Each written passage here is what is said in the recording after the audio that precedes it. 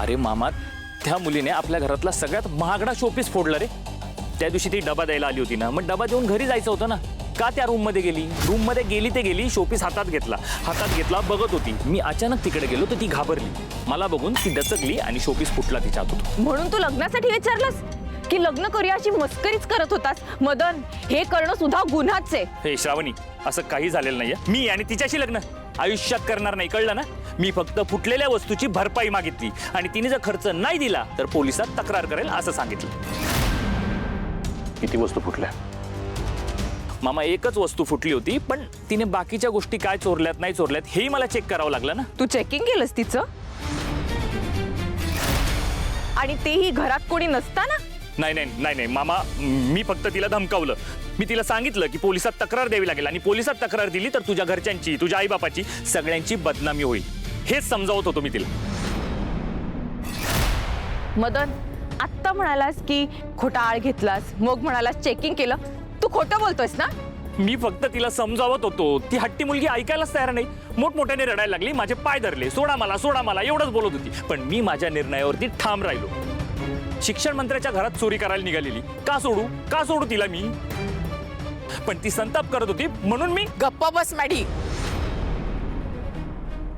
आता मामानी शुभंकरला नोकरीवरनं काढून टाकलंय ना, प्रकरण मिटवलंय, मग तू कशासाठी आता मध्ये बोलतोयस? नाही मॉम, मला बोलू दे। मामाला फक्त मीच चुकीचा वाटतोय। मला संधी मिळाली तर मला क्लिअर करू दे जे काय आहे ते। या श्रावणीची हट्टी मैत्रीण माझे पाय धरत होती, सोडा मला फक्त एवढंच बोलत होती, संताप करत होती माझ्यावरती। म्हणून तिला मारहाण करून घराबाहेर काढलंस? श्रावणी, मी तिला हातही लावलेला नव्हता। मग काय केलंस? मी तिला दारू पाजली, दारू पिल्यानंतर ती बेवड्यासारखी रूम मध्ये पडून होती। 2 मिनिटं फक्त मी बाहेर गेलो, परत आल्यानंतर ती तिथं नव्हती। That's it.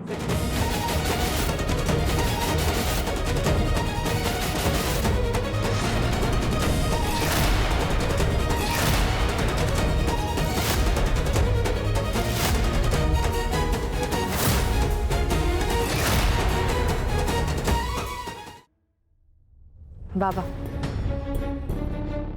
मी सांगते, सानिका शुभूला डबा द्यायचा म्हणून आपल्या घरी आली होती आणि याने एका नोकराला हाताशी धरून तिला खोटं सांगून एका खोलीत बोलवलं। तिकडे बिचारी कुठला तरी शोपीस बघत होती, हात गेला म्हणून दचकून तिच्या हातनं ते खाली पडलं आणि सगळं फुटलं। तर मदनने तिला धमकावलं, तिला घाबरवलं, म्हणाला चोरीचा आळ घेईल तिच्यावर। हो, तिला कळतच नव्हतं काय करायचं ते, म्हणून ती म्हणाली की तू सांग, तुला हवं ते करीन मी।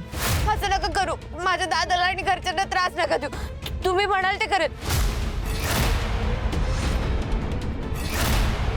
तर या मदनने ते बिचाऱ्या मुलीला दारू पाजली बाबा।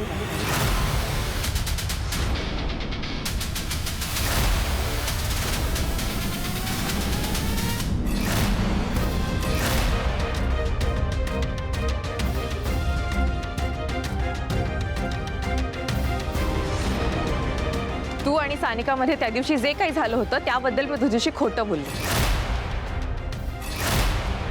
कारण मला माहिती होतं तुझ्याकडनं जर सत्य बाहेर काढायचं असेल ना तर हाच एक मार्ग आहे।